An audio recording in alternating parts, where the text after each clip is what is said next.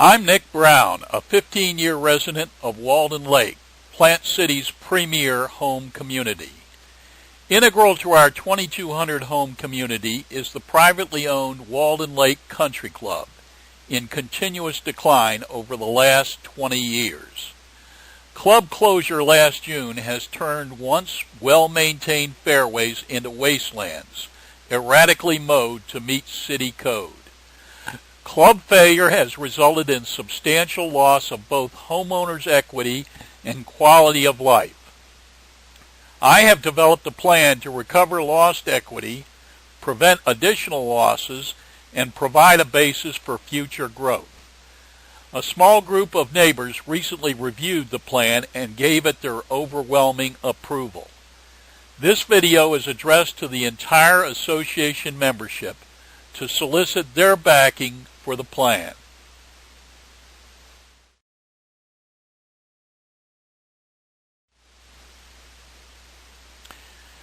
The current crisis is made up of 6 interrelated components.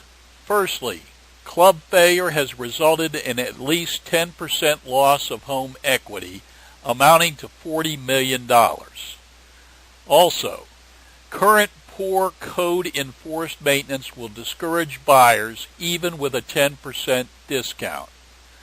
Additionally, we must expect a new rezoning application within the next year, but we have no plan in place to defeat it. Also, association failure to plan for the future of the club will likely result in planning and zoning once again supporting rezoning. In addition, while defeat of rezoning will render the club worthless to developers, it is only our first step towards ending the crisis. Finally, and most importantly, we currently have no recovery plan in place. Now, some claim that with all the uncertainties at play, it is impossible at this point to plan for the future. I say that planning for the most likely chain of events is absolutely necessary, and that making the plan public will actually channel events in a favorable direction.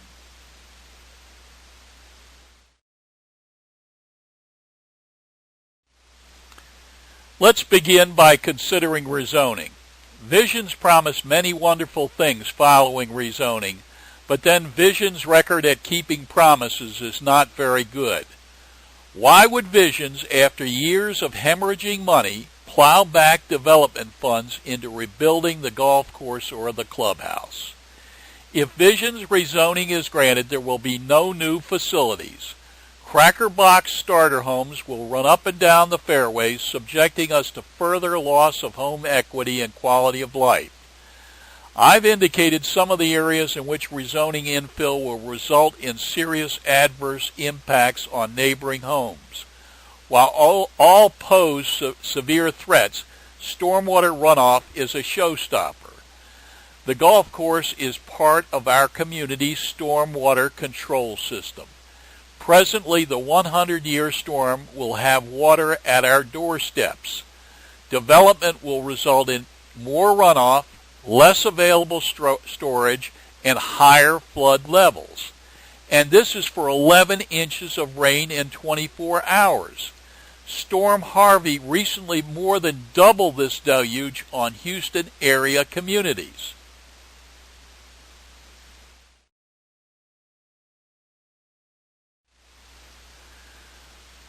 For rezoning to be approved, it must meet the city's 10 standard application requirements, basic requirements for all applications, no matter how big or small, regardless of potential impacts to neighboring properties.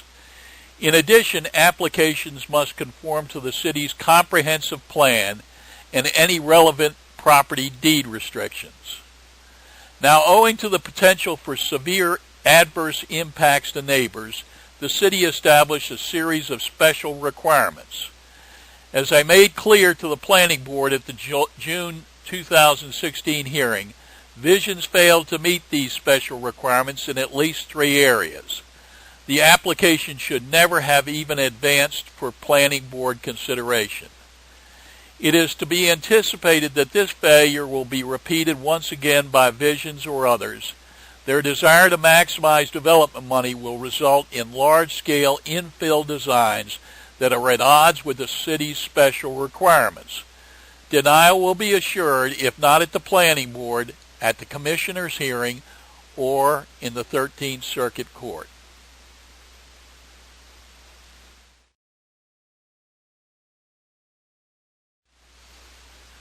Devastating defeat of rezoning will eliminate residential developers' interest in the property. Golf club owner-operators are still potentially interested parties in addition to our homeowners association. Let's now consider potential golf owner interest.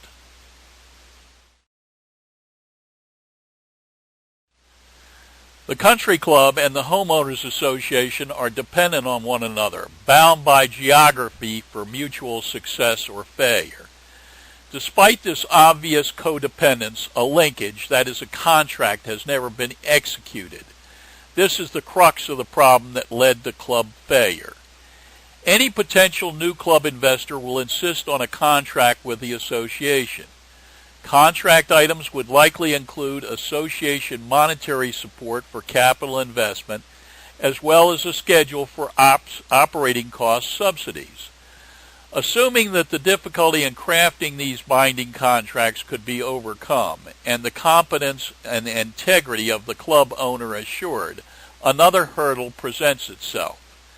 The club owner will likely require at least $600,000 a year from the association to assure a reasonable return on investment. This amount would require a 60% increase in association dues.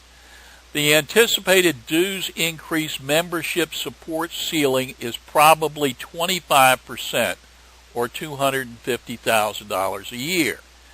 This $350,000 a year gap is believed to be an insurmountable obstacle to future golf owner interest in the club. It is also why the association itself could not acquire the club and restore golf operations at this time.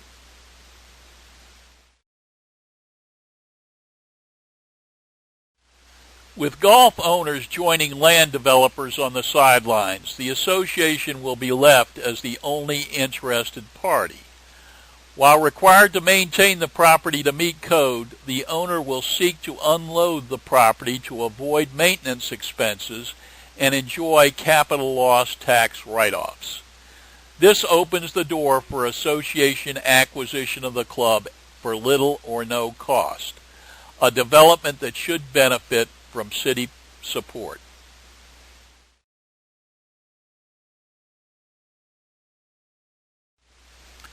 The dependence of maximum success probability on membership support for a given alternative option is shown in this graph. The plotted success probability is a maximum in that it represents the best utilization of program management resources available for a given level of membership support. Basically, this is the best that you can hope to do to get the job done. For membership support less than 40%, success approaches zero. Minority membership vote won't even get an alternative solution off the ground. Solution goals requiring membership funding of millions of dollars fall into this area. This is why we can't pay anything for the club. Success probability climbs dramatically as support increases from 40 to 60%. Pursuit of alternative solutions in this area is very iffy. For member support greater than 60%, success probability is very high, approaching a sure thing at support levels over 80%. Now, if the country club could be acquired and maintained for modest costs, I believe that membership support would be overwhelmingly positive and success all but assured.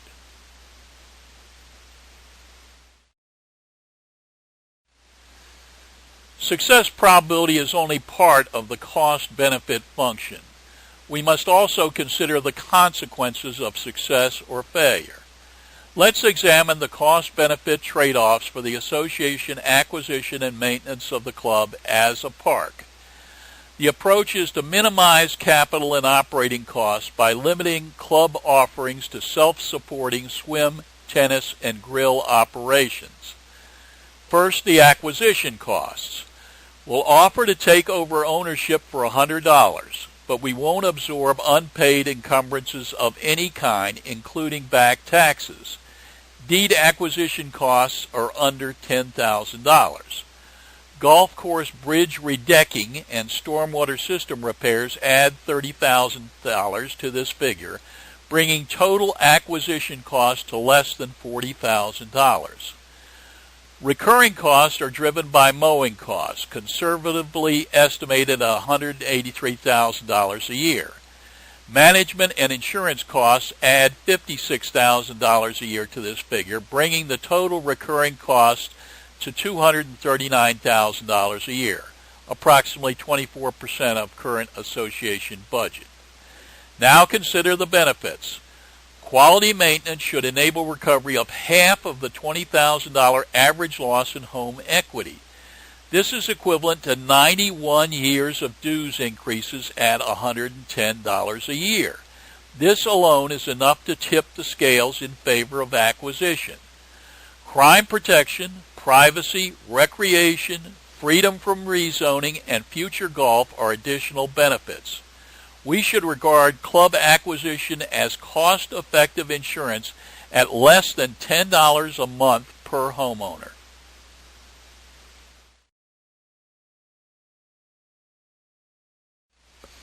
How do we come up with the $239,000 a year to pay for club maintenance?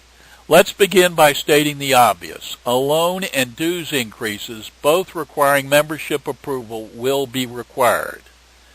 Scenario 1 has the association acquiring the club before our next annual meeting. It is unlikely that things could happen this quickly, but we should be prepared for it, if necessary, by calling for a special membership meeting. Scenario 2 is much more likely, with acquisition occurring after April 2018.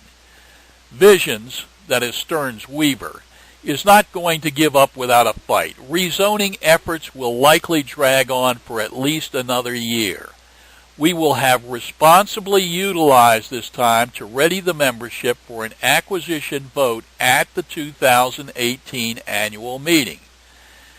If necessary, the 2018 club maintenance costs could be covered by drawing from a $500,000 interest-only letter of credit.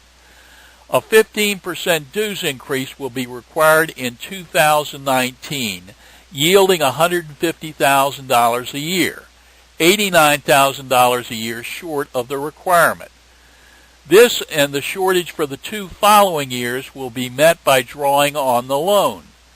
In 2022, another 15% dues increase kicks in, bringing the total up to $312,000 a year, $73,000 above the maintenance requirement. The loan would be paid off by 2030 and further dues increases would not be necessary. Any accumulated surplus funds could be used as the start of a golf fund.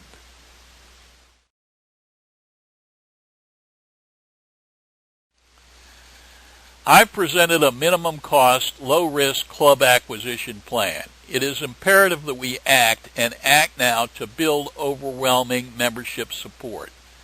Association members are requested to email me indicating their name and neighborhood.